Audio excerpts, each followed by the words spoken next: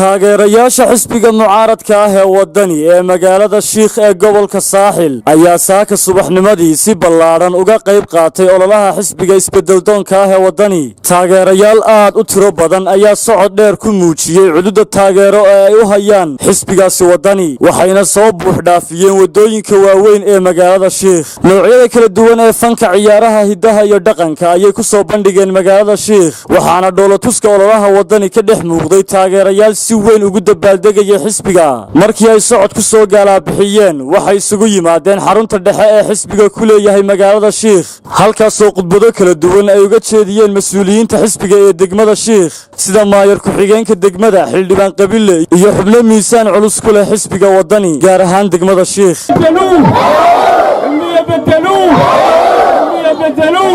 xalay waxaa lagu baayacay $700,000 kulliya halkaasi ka dhegaysanaya baan malaynayaa shaashadda ka dhegaysto ragii baayacayay abdalle baayarkii hore berbera $400,000 baa xal isla lagu baayacay inay guushii Soomaaliland noo soo baxday oo dalkii bulshada Soomaaliland ay raacday oo xisbiga wadani taageereen xisbiga kulmiye waxa uu jibgabax kala kulmay gobolladii bariga Soomaaliland wajigaba waxba kula kulmay oo ku soo guuldareysteen taageeradooda waxay siiyeen xisbiga wadani واركسين شاشة مطلوبة ملكي عملها Somaliland ويسنى يكاركي الرجل إلى إنتي صوت السنة باليو نال البلد يعجو وكتير هذا الكستا غير شيخي هاي waxaynu joognaa gabagabadii iyo guushii halkii la gaarayay baynu joognaa. waxaynu maanta soo diyaarsanaynaa kaarkeenna iyo qalinkeenna iyo warqaddeennu diyaar u noqonaynaa